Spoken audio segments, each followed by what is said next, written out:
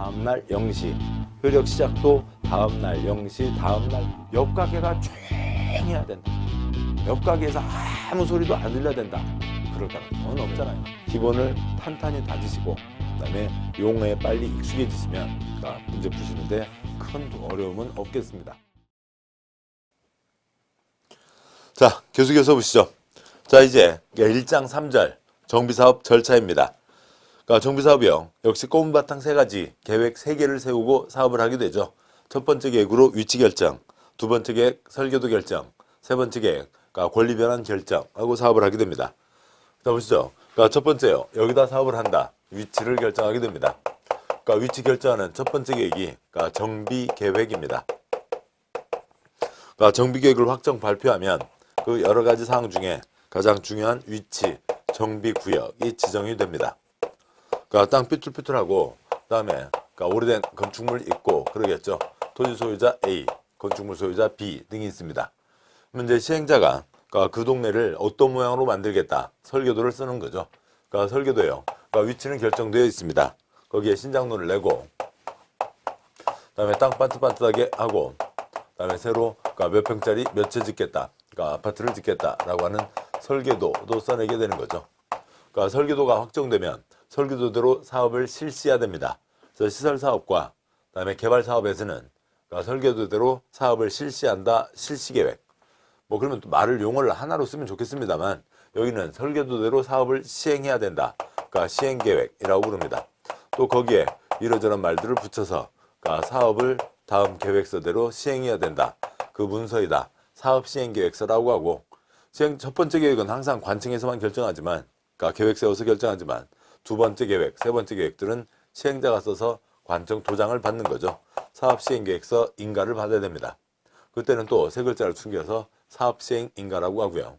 그다음에 이제 몇 평짜리 몇 채가 결정됐습니다. 설계도가 정해져 있는 거죠. 그러니까 시장로가 있고 땅 반듯반듯하게 되어 있고 몇 평짜리 몇 채까지가 다 정해져 있습니다. 다음 그러면 종전 토지건축물 소유자에게 새 토지건축물 어디 준다. A에게는 이쪽 5번 땅을 준다. 그러니까 B에게는 101동 307호를 준다. 세 번째, 환권에 대한 계획을 세우게 됩니다. 환권 계획을 아까 관리처분 계획이라고 말씀드렸죠. 그러니까 관리처분 계획을 세워서 역시 그러니까 관청의 도장을 받고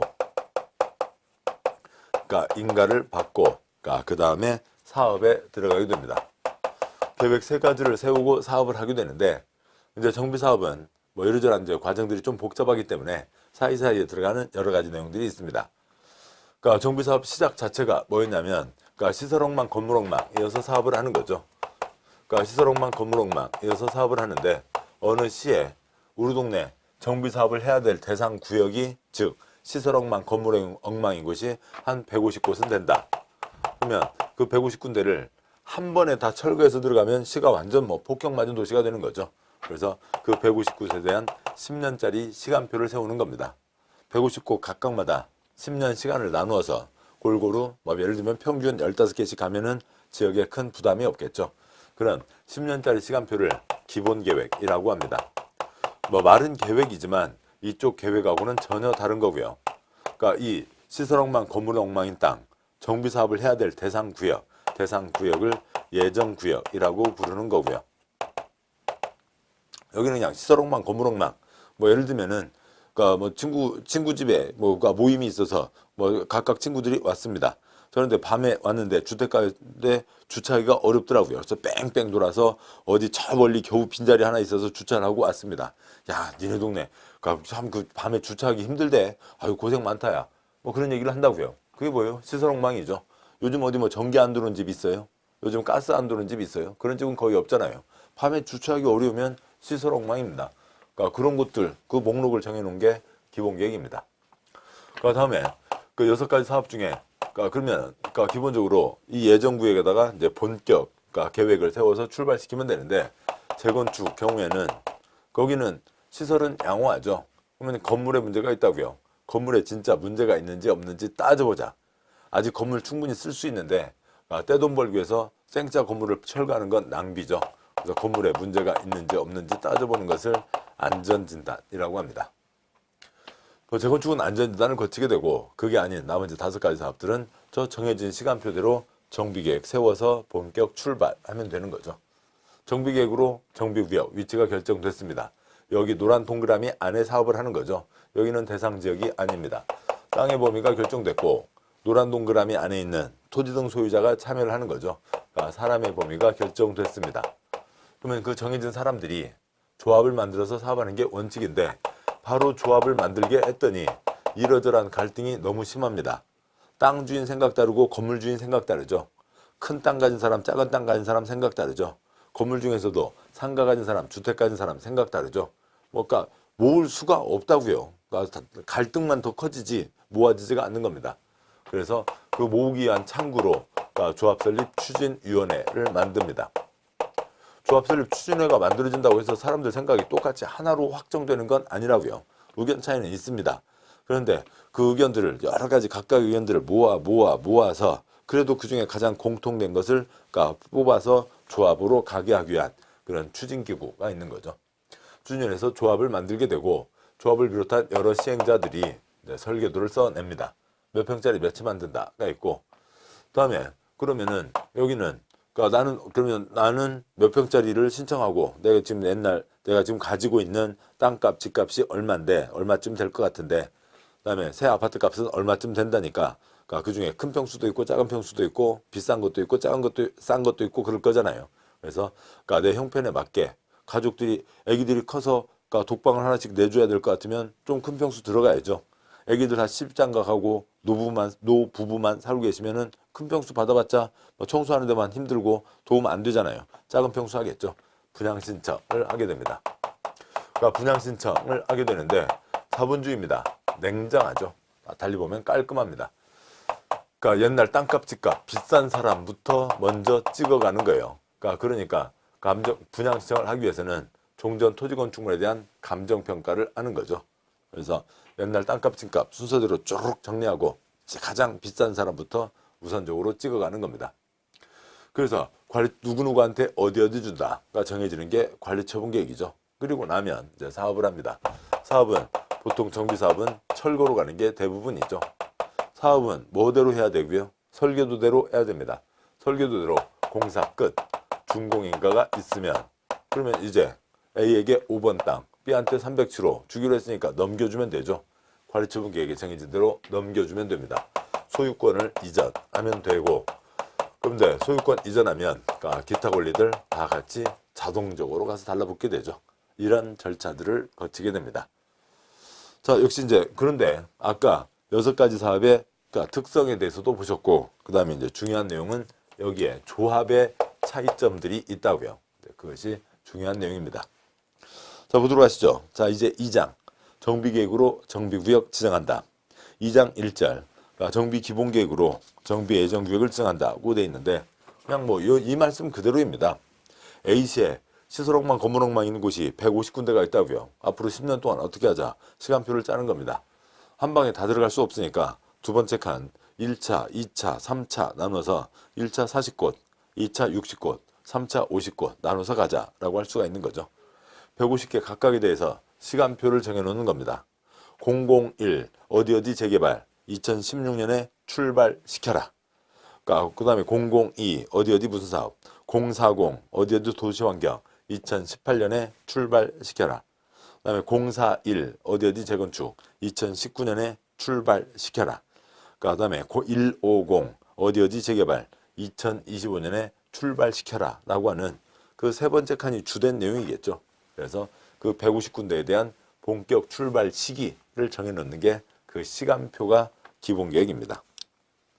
동그라미 1번 기본계획의 내용 8번 정비예정구역의 계략적 범위 시설억망, 건물억망 150군데가 있다.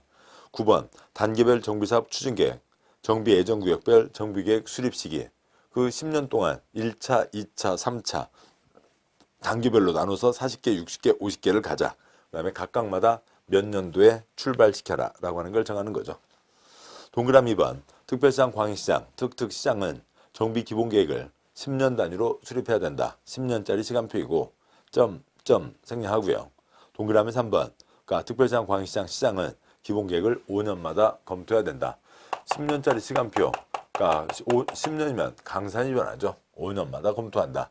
행정계획 검토가 붙어 있으면 다 5년마다 검토하는 거죠. 그 아래 절차가 있습니다. 절차요. 아래가 그 표에서 4줄짜리 표에서 보시면 특별시장, 광역시장, 대도시장은 자기가 계획 세워서 자기가 직접 확정을 합니다. 셋째 줄이요. 50만 미만의 소규모 시장은 계획을 세워서 도지사에게 올려서 도지사에게 승인을 받습니다. 두째 줄, 넷째 줄이요. 당연히 여기에서 제껴지면 사업을 할 수가 없는 거죠. 중요한 계획입니다. 주민의견 청취, 공람 절차를 거치죠. 그다음에 의견 듣고, 그다음에 협의 거치고, 심의 거쳐서 기본 계획을 확정, 발표하게 됩니다. 자, 여기까지가 왔고 다음 내용 보시면 2장 2절 재건축사업 안전진단이 있습니다. 자, 이런 과정을 거쳐서 정해졌는데 재건축은 일반적인 정비사업은 시설엉망, 건물엉망인데 재건축 사업은 시설은 양호하잖아요. 그러면 이제 건물에 문제가 있는지 없는지 따져보자 라고 하는 거죠. 동그라미 1번 주택 재건축 사업 안전진단은 주택단지 내의 건축물을 대상으로 한다. 건축물에 대해서 따져보자는 얘기죠. 동그라미 2번 안전진단에 드는 비용은 시장군수가 부담한다. 단 안전진단 요청에 의한 경우에는 안전진단 실시를 요청하는 자에게 부담하게 할 수 있다. 재건축 안전진단 돈 상당히 들어가는 겁니다. 그러니까 단독주택은 뭐 따로 안전진단 할 거 없고요. 그냥 장부를 보고 건축물 대장 그런 걸 보고 만들어진 지 몇 년이냐 각 시군마다 조례로 정하게 돼 있는데 여기 몇 년 어느 곳에서 25년 정해져 있다고 치자고요. 24년짜리는 새 거 계속 쓰면 되고 26년짜리면 낡은 거 철거 대상으로 그냥 딱 정해지는 겁니다. 근데 공동주택은 아파트를 떠올려 보시자고요. 걔는 뭐 연도는 그렇게 됐다고 하더라도 그런데 뭐 지금 품질에 따라서 문제가 있는데 연도가 안 됐다고 계속 쓰라고 하는 것도 문제가 있죠. 한번 따져보자고요. 사람들 다 내보내고 엑스레이 장비를 갖고 와서 벽에 쬐보고 그래서 벽에 금 간 곳이 있는지 기둥에 쬐보고 기둥에 금 간 곳은 없는지 또 아니면 철골과 콘크리트가 떨어져 있는지 제대로 깡깡하게 붙어 있는지 그런 것들을 따지는 게 안전진단입니다. 비용 엄청나게 들어가요. 잠실 주공 5단지 안전진단 3억 3천만 원이었습니다. 근데 그 안전진단은 뭐 하자는 거예요? 재건축이니까 재건축 정비계획을 세우기 위한 기초조사 비용에 해당하는 거죠. 행정계획 수립을 위한 비용입니다. 행정계획 수립을 위한 비용이니까 당연히 행정청에서 부담을 하는 거죠. 그런데 우리 동네도 재건축하게 해주세요. 요청한 사람들이 있으면 관청에서 돈이 좀 모자라니까 그러면 당신들이 좀 돈을 내면 그거 보태서 안전진단을 하겠다. 부담하게 할 수 있다라고 하는 규정이 있는 거죠.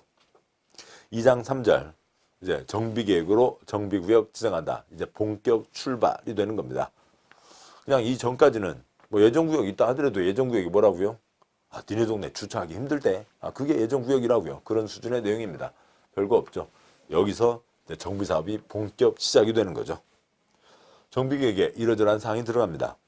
그러니까 1번, 2번 정비구역, 3번 도시공계시설 설치에 관한 계획, 5번 건축물의 주 용도, 건폐율, 용적률, 높이에 관한 계획, 건축물의 건축선에 관한 계획 등이 들어갑니다. 뭐 점 생략하고 6A, 7A 생략을 하죠.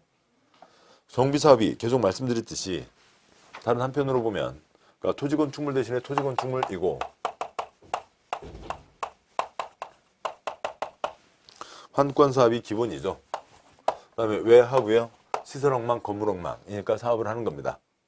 그러면 정비계획에서 여기 정비계획이잖아요. 계획인데 여기가 옛날에 어때 했네? 안 좋았네? 사진 찍어놓은 건 계획이 아니죠.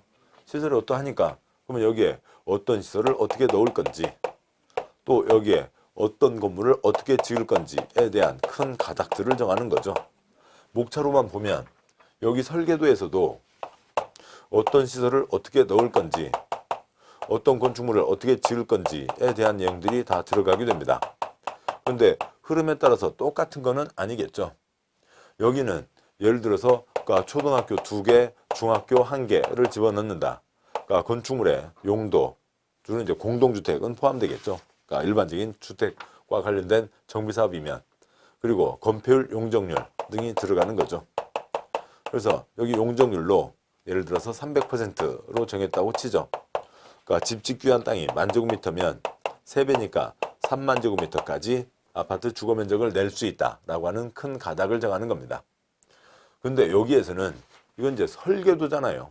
설계도면 그대로 사업을 하는 겁니다. 그대로 짓는 세부적인 도면이 오는 거죠.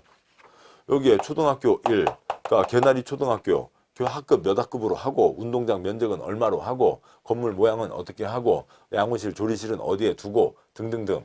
초등학교 2, 그러니까 진달래 초등학교 어디에 어떻게 하고 중학교 1 거기 어디에 어느 자리에 어떤 모양으로 어떻게 짓는다. 세부적인 게 들어가겠죠. 건축물에 대한 사항도요. 여기서는 용적률을 정해서 큰 가닥을 정했다면 그 3만 제곱미터가 정해졌잖아요. 그거를 어떻게 뽑을 거냐고요. 3만 제곱미터를 300제곱미터로 100채를 지을 건지, 그러니까 100제곱미터로 300채를 지을 건지 등에 대한 세부적인 도면이 설계도에 나오는 거죠. 요즘 어디 누구 큰 평수 받아서 좋은 사람들이 있어요. 별로 없잖아요. 또 달리 보면 여기 100채만 짓는다 하는 거니까 어지간한 사람들 다 쫓겨나고 예전에 살고 있던 토지등 소유자들 중에서요. 그러니까 큰 땅, 큰 집 가진 사람만 들어가겠다는 거죠. 아, 무슨 큰 평수, 그리고 니네들만 들어가? 우리들도 들어가야지. 그래서 아까 큰 평수 소용없고 작은 평수에 분양도, 그러니까 그 판매도, 그러니까 매매도 잘 되고, 그다음에 우리들도 들어가야지. 300채는 지어야지. 등등등 그런 세부적인 도면이 정해지는 겁니다. 똑같이 시설 건축물에 대한 내용은 당연히 들어가야 되지만 그 계획 내용에 따라서 성격이 달라지는 거죠. 그런 큰 가닥들이 정비계획에서 정해지는 겁니다. 굵은 2번, 그러니까 정비계획 수립결정 절차예요. 정비계획 수립결정이라고 하면 즉 정비구역, 그러니까 지정을 얘기하는 겁니다. 두 줄짜리 표에서 먼저 첫째 줄 보시죠. 첫째 줄의 오른쪽 칸이요. 친정대교, 시댁입니다. 국토의 개발과 보존에 대한 결정, 시도지사, 대도시시장이 하는 거죠. 시도지사, 대도시장이 정비구역을 지정하는 겁니다. 정비계획을 결정하는 거죠. 그러니까 대도시장 지가 계획 세워서 지가 결정하면 되지만 시도지사 중에 뭐 세종과 제주는 또 역시 자기가 계획 세워서 결정하고요. 특별시장, 광역시장은 도지사까지가 있죠. 그러면 그 아랫사람 누가 계획을 세워서 올리는 거고요. 시장군수, 구청장이 계획을 세워서 올리는 겁니다. 그럼 그걸 받아서 위에서 결정을 하는 거죠. 그러니까 주민과 만나는 일선 절차는 시장군수, 구청장이 다 진행을 해야 됩니다. 그러니까 설명회를 하고, 그러니까 정비법 공부하시는 우리들도 고생인데 일반 주민들을 얼마나 정비법 많이 아시겠냐고요. 6가지 정비사업이 있다. 놀라는 분들 대부분일 겁니다. 아무튼 설명회를 해야죠. 그 다음에 주민 의견 청취도 하고 의회 의견도 듣고, 그러니까 그런 것들은 일선기관에서 다 처리를 합니다. 시도지사, 대도시장이 결정하려면 전문가위원회의 최종 심사, 도시계획위원회의 심의를 거쳐서 확정을 하게 되는 거죠. 그 내용입니다. 이제 그 문장 그대로고요. 동그라미 1번, 그러니까 시장군수, 구청장은 정비 예정구역에 대해서 노블랑 건축물 일집하는 등 대통령이 정하는 요건에 해당하는 구역에 대해서 정비계획을 수립해서 주민에게 서면으로 통보한 후 주민 설명회도 하고 30일 이상 주민에게 공람도 하고 지방의 의견도 듣고, 그 다음에 이것들을 다 첨부해서 자기 윗사람, 특별시장, 광역시장, 도지사에게 정비구역 지정을 신청한다. 동그라미 2번, 시도지사, 대도시장은 도시계획위원회 심의를 거쳐서 지정한다고 되어 있습니다. 2장 4절, 정비구역 지정 효과요. 땅이 정해졌습니다. 여기다 사업한다. 정해진 거죠. 마감 쳤다고요. 그 얘기입니다. 이 날짜가 기준일인 거죠. 그래서 이 날짜에 있었던 사람, 여차자 해서 그 이전에 쪼갠 사람. 지금 이제 이거는 지금 이번 순환은 기초인문과정이니까 아주 세부적인 건 모든 것을 다 담고 있지는 못합니다만, 그러니까 여기요. 여기가 지금 최초 공개 시점이죠. 어디에 정비사업을 한다네. 최초 공개 시점이니까 투기꾼들을 설치는 걸 막기 위해서 새로 건물 짓는 걸 못하게 하고 토지 분할해서 쪽수 증가되는 걸 못하게 하고 하는 겁니다. 여기서 가장 초장 시점부터 규제는 또 한편으로 가는 게 있고, 지금 이 내용은 지금 자료에는 빠져 있긴 합니다만, 그러니까 그건 이제 나중에 이 가닥과 함께 나중에 보시는 게 도움이 되고, 아무튼 사람의 범위가 정해졌죠. 기준일입니다. 전에 관청에서 공개적인 절차가 진행되기 전에 미리 쪼개놓은 사람은 그러니까 꿈에 나타난 조상님 말씀 잘 들은 사람이죠. 뭐 운 좋은 사람이죠. 뭐 로또 맞은 겁니다. 근데 그 뒤에는 아예 쪼개지도 못하게 하고 또 이 뒤에 어찌고 해봤자 하지도 못할 뿐만 아니라 해봤자 안 준다고요. 마감 쳤다고요. 마감 쳤는데 뭔가 줄 리가 없죠. 이 날짜에 있던 사람만 새 아파트를 신청할 수 있는 겁니다. 기준일이 된다고요. 2장 4절에 정비구역 지정 효과에 굵은 1번 정비구역 지정 고시일이 분양받을 수 있는 권리 산정하는 기준일이 되는 겁니다. 동그라미 1번 기준일, 작은 1번 정비구역 지정고시가 있은 날 땅의 범위, 사람의 범위가 결정된 거죠. 동그라미 2번 그게 결정됐는데 마감 쳤는데 기준일 다음 날부터 이러저러 장난해봤자 준다고요? 안 준다고요? 안 준다고요. 해당 토지 주택등본 중물 분양받을 권리는 기준 1을 기준으로 산정한다. 그 뒤에 쪽수 늘어나봤자 안 준다는 거죠. 뭐 동그라미 3번 정비구역 지정됐는데 그 뒤에 그러니까 쪼개봤자 돈 줘서 내보낸다 라고 하는 겁니다. 그냥 뭐 결국 동그라미 1, 2번 내용과 동그라미 3번이 중복되는데 뭐 아무튼 법이 다 깔끔하지 않은 거죠. 그러니까 여기도 써져 있고 또 써져 있고 또 써져 있고 옛날에 규제하던 것 대신에 새로 모양을 만들어서 규제를 하는데 그러니까 옛날 거 그냥 놔둔 채로 또 새로 규제를 만들고 그런 식입니다. 2장 5절 그러니까 사람의 범위가 정해졌죠. 그 정해진 사람들로 조합 만들기 위해서 조합 설립 추진회가 먼저 있습니다. 1번 정비구역 지정 후 5인 이상이 나서서 과반 동의를 받아서 추진위원회를 구성한다.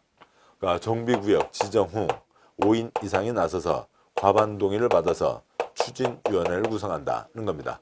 정오과추가 되는 거죠. 난 12시를 정오라고 하는 거죠. 정오, 과추, 깡충, 깡충, 난 12시 깡충입니다. 난 12시에 깡충, 추진위원회를 만드는 거죠. 동그라미 1번, 조합을 설립하려면, 즉 조합 설립에 앞서 그러니까 정비구역 지정고시 후 위원장을 포함한 5인 이상의 위원, 추진의 업무와 운영 규정 등에 대한 토지등 소유자 과반 동의를 받아 추진위원회를 구성해서 시장군수의 승인을 받아야 된다. 점, 가로주택 정비사업은 소규모 사업이죠. 소규모 사업이면 그냥 조합 가도 큰 지장 없습니다. 다 같이 돌자통 그 한 블럭이요. 그 조그만 그 동네요. 거기에 어느 집에 평상 깔고 수박 2통만 잘라도 그 뭐 동네 사람들 다 먹고 회의 다 끝나고도 남아요. 추진에 없어도 된다. 만들지 않는다. 정비사업에 대해서 공공 지원을 하려면 추진위원회를 구성하지 않을 수 있다. 그러니까 시장군수나 주공이 가서 도와주는 겁니다.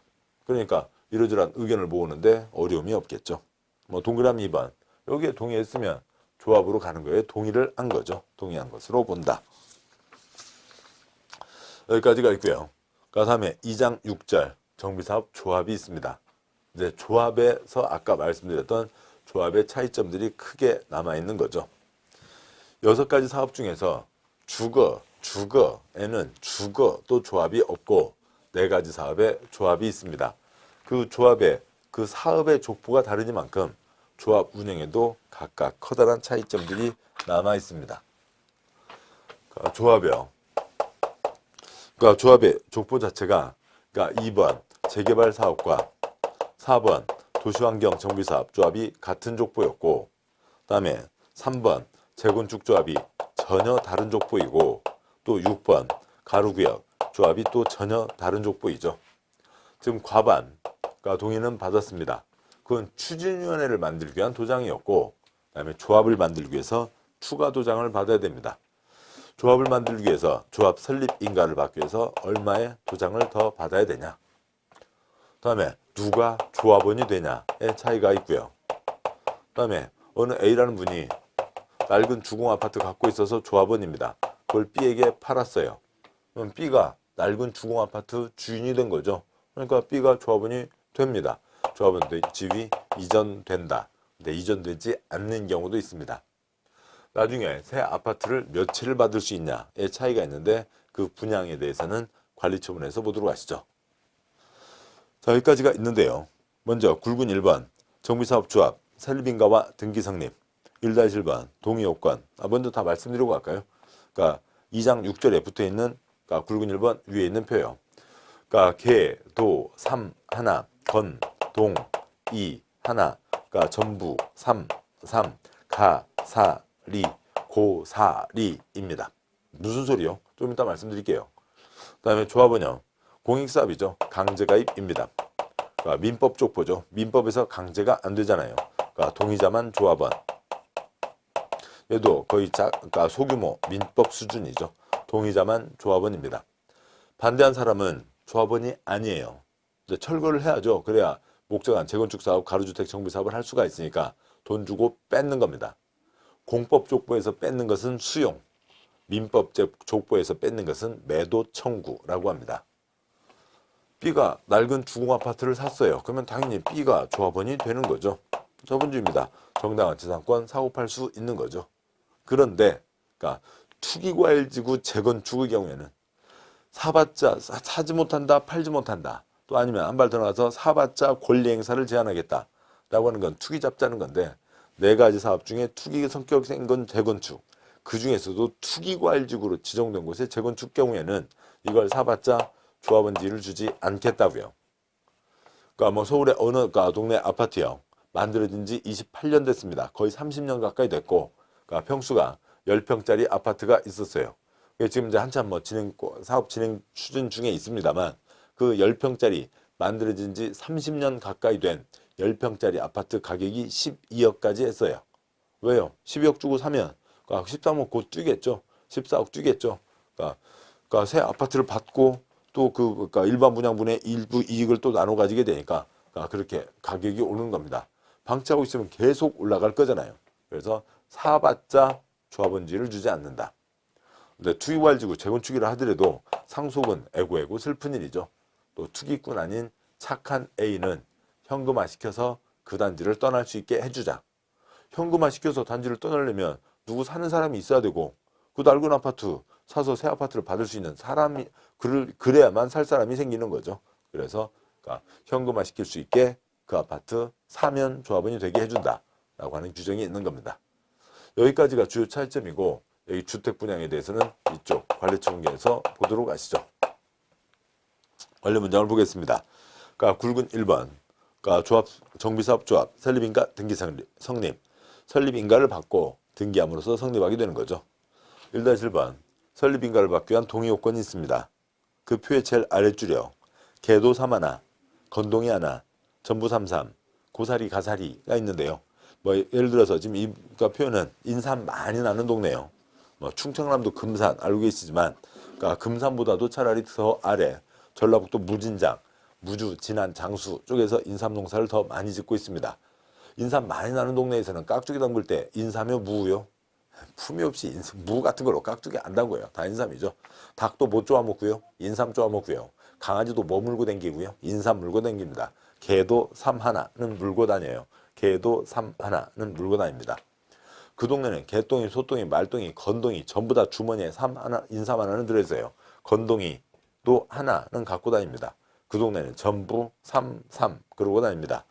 애써서 키운 삼을 강아지 물고 다 도망가니까 내 이놈 너 잡아서 배기 숙제와 같이 고사리만 먹이겠다. 고사리, 가사리만 먹이겠다. 아무튼 여기까지가 왔는데요. 무슨 얘기냐면 그러니까 총수, 사람 수의 동의도 받아야 되고 면적의 동의도 받아야 됩니다. 그러니까 면적 2분의 1, 3분의 2, 4분의 3 등등이 있는데요. 그러니까 총수도 2분의 1, 3분의 2, 4분의 3 등이 있을 텐데요. 도시정비법에서는 총수의 2분의 1이 없습니다. 그 자리를 과반으로 바꿨어요. 예전에 총수의 2분의 1이 있었습니다. 2분의 1이니까 어떻게 되냐면 100명이면 그러니까 만약에 100명이라고 했을 때요. 2분의 1 이상 50명 이상이면 됐죠. 50명은 반대입니다. 50명 찬성 2분의 1 돼서 밀고 간다고요. 똑같은 숫자인데 이쪽 사람도 기분 안 좋죠. 당신 그쪽이랑 우리 쪽이랑 표수가 똑같은데 어떻게 밀고 가? 못 가지. 법이 그려. 세상에 그런 법이 어디 있어. 근데 옛날에는 그랬었다고요. 그래서 갈등이 커지니까 찬성하는 쪽이 한 명이라도 더 많아야 된다. 총수는 과반입니다. 그래서 분모와 분자에서 일자가 걸리는 곳은 총수가 될 수가 없다고요. 여기는 과반입니다. 그래서 분자에 일자가 걸리는 것, 즉 2분의 1이 있는 것은 뭐예요? 면적입니다. 보시죠. 개도 3 하나, 건동이 하나, 전부 33, 고사리. 1이 있죠. 면적이라고요. 재개발 도시환경 추진위원회가 조합을 만들려면 총수 4분의 3, 면적 2분의 1 이상의 동의를 받아야 된다. 재건축 추진위원회가 조합을 만들려면 각 동마다 총수 3분의 2, 그러니까 면적 2분의 1 이상 동의를 받고 또 단지 전체 총수 4분의 3, 면적 4분의 3 이상의 동의를 받아야 된다. 그러니까 가로구역은 추진위원회가 없죠. 바로 조합을 만드는데 만들려면 총수 5분의 4, 면적 3분의 2 이상의 동의를 받아야 된다라고 하는 거고, 출제 횟수가 둘, 넷, 여섯, 8번이나 나온 겁니다. 뭐 3번 이상, 5번 이상 나온 것들은 아주 중요한 거죠. 외우셔야 돼요. 엄청 많이 나오고 있습니다. 뭐 근데 그 외우시는 방법 그렇다고요. 개도 3 하나, 건동이 하나, 전부 3, 3, 고사리입니다. 됐고요. 그게 동그라미 1, 2, 3문장이었고, 다음 1-2번 설립인가를 받고, 이건 공법도장이죠. 그 다음에 인격 갖추고 사업을 해야 되니까 민법도장이 필요합니다. 등기해야 된다. 1-2에 동그라미 1번 조합은 법인으로 한다. 인격을 갖춰야죠. 자연인은 아니고 법인. 그러니까 점 조합에 대해서 이 법에 규정한 것을 제외하고는 민법의 사단법인 규정을 준용한다. 동그라미 2번 그러니까 조합은 설립인가 받고 30일 이내 등기함으로써 성립한다 까지가 있습니다. 굵은 2번 조합원의 자격. 누가 조합원이 되냐고요. 공법 쪽 보니까 강제가입, 민법 쪽 보니까 동의자만 조합원입니다. 2-1번 그 표에서 왼쪽 칸 재개발 도시환경은 그러니까 정비구간의 토지 등 소유자로 한다. 로 한다. 뭐예요? 토지 등 소유자면 조합원이 된다. 강제가입을 얘기하죠. 재건축과 가로구역은 그러니까 토지 등 소유자로서 조합 설립에 동의한 자로 한다. 조합원이요. 동의한 자만 조합원. 동의하지 않은 자에 대해서 매도 청구에서 뺏어서 돈 주고 뺏어서 철거를 하겠죠. 동그라미 1번 문장 생략하고요. 동그라미 2번 또 다른 경우로 다음 경우에는 수인을 대표하는 1인을 조합원으로 본다. 겉으로 볼 때는 5명 설치고 다녀요. 그렇지만 한 표, 나중에 아파트 한 채만 주겠다고요. 투기 잡자는 거고 중요한 내용이죠. 1번 토지건축물 소유권 지상권이 수인의 공유에 속하는데 아까 말씀드렸죠. 8평짜리 땅 480명 공유하고 있어도 한 표 한 채. 2번 수인의 토지 등 소유자가 1세대에 속하는 때 한 사람이 여러 개 갖고 있어봤자 한 표 한 채잖아요. 그러니까 특히 재개발 도시환경에서요. 자, 그러니까 그걸 이제 쪼개 넣는 겁니다. 근데 삼촌도 못 믿겠고 고모도 못 믿겠고 믿을 건 우리 식구밖에 없네. 그 집 식구들 다 골고루 나눠서 쪼개서 갖고 있어도 싹 합쳐서 한 표. 3번 조합 설립인가 후. 그러니까 뭐 이 규정은 없어도 별 문제가 없습니다. 조합 설립인가로 명단이 확정됐죠. 명단 확정됐는데 그 뒤에 쪼개봤자 의미 없는 겁니다. 조합 설립인가 후 1인의 토지 등 소유자로부터 토지건축물 소유권 지상권을 양수해서 수인이 소유하게 돼봤자 소용없는 거죠. 동그라미 3번 재건축 가로주택 정비사업 경우에는 그러니까 시행자는 다음에 해당하는 자의 토지건축물에 대해서 매도 청구를 할 수 있다. 매도 청구, 매매계약이 강제로 성립된 겁니다. 법의 힘으로요. 그러니까 돈만 주면 넘어오는 거죠. 돈 주고 뺏는 겁니다. 그러니까 작은 1번 재건축 가로주택에 그러니까 조합 설립에 동의하지 않은 자 것을 뺏는 거고요. 2번 재건축은 아까 그 주체 줄여 건축물 및 구속토지 소유자죠. 동시에 갖고 있었는데 하나만 갖고 있으면 건축물만 토지만 갖고 있으면 그 사람 거 돈 주고 뺏는다고요. 뭐 작은 3번 생략합니다. 다음에 그러니까 2-2번 그러니까 조합원주의 이전됩니다. B로 다 넘어가는 게 기본이죠. 자본주의 사회입니다. 사고 팔 수 있다고요. 국토계획법 토지거래 허가제에서 사지 못한다, 팔지 못한다. 주택법에서 지유주택의 전매 제한 그런 것들은 좀 특별한 경우에 있는 거고 그러니까 시골에서 올라왔어요. A요. A가 투기꾼이면 사고 팔지 못하게 해야 되겠죠. 시골에서 올라왔는데 그러니까 그 뭐요. 돈이 좀 모자라고 또 은행 빚 지는 것도 싫고 그래서 어디 비싼 집 좋은 집 말고 좀 약간 허름하고 우리 식구들 따뜻하게 살 수 있는 집 그러니까 구해서 살고 있어요. 자, 그런데 거기에 재개발이나 재건축을 한답니다. 투기꾼이에요? 아니죠. 당연히 사고 팔 수 있다고요. 그러니까 동그라미 1번 문장으로 보시죠. 조합 설립인가 후 양도 등으로 증여 판결 등으로 조합원 권리가 이전되면 조합원 권리 추정한 자를 조합원으로 본다. B가 조합원이 된다. 재건축도 역시 원칙은 조합원이 되는 거죠. 동그라미 2번 투기과일지구로 지정된 재건축 사업의 경우 조합 설립인가 후 해당 정비사업의 건축물 토지를 양수한 자는 조합원이 될 수 없다. 투기과일지구 재건축은 양수해봤자 조합원지를 주지 않는다는 거죠. 아까 말씀드렸듯이 28년 된 아파트 10평짜리 아파트 12억 그 사는 사람 투기 목적으로 사는 게 대부분이라고요. 근데 동그라미 3번 투기과일지구의 재건축이라 하더라도 상속, 이혼으로 인한 양도양수의 경우 양수자는 조합원이 될 수 있다. 상속, 투기꾼 아니죠. 슬픈 애구애구 슬픈 일이고 이혼, 그간 생활에 대한 정당한 대가 그런 판결이 있습니다. 또 투기꾼 아닌 사람 A 현금화시켜서 떠날 수 있게 해주자. 그래서 이거 산 사람이 조합원이 될 수 있게 해줘야 사는 사람이 생기고 A 현금화시켜서 나갈 수가 있는 거죠. 주유관리원의 주택 재건축 사업이라 하더라도 양도자 A가 다음에 해당하는 경우에는 양도자로부터 건축물 토지를 양수한 자는 조합원이 될 수 있다. 작은 1번 세대원의 근무생업 질병치료 취약 결혼원에서 세대원 전원이 해당 사업구역에 위치하지 않은 다른 특광시군으로 이전하는 경우 다른 데로 이사가게 됐다고요. 2번 상속에서 추정한 주택으로 세대원 전원이 이전하는 경우 3번 세대원 전원이 해외로 이주하거나 2년 이상 해외에 체류하고자 하는 경우 그런 사람들은 현금화시켜서 나갈 수 있다 라고 하는 것까지가 있습니다. 여기까지가 중요한 차이점이고 이 차이점들 6가지 사업의 특성에 이어서 계속 이어지는 중요한 내용이죠. 꼭 알아주셔야 되고 다음에 이제 그 조합이니까 조합이 가져야 되는 기본적인 공통점들이 있습니다. 3번 굵은 3번 조합 운영에 동그라미 1번 그러니까 조합은 정관을 작성해서 인가를 받아야 된다. 그러니까 인격을 갖춘 법인이었죠. 그러니까 법인의 내부 약속이 정관입니다. 동그라미 2번 조합의 조합원으로 구성되는 총회를 둔다. 조합이니까 전체 모임 총회가 있어야죠.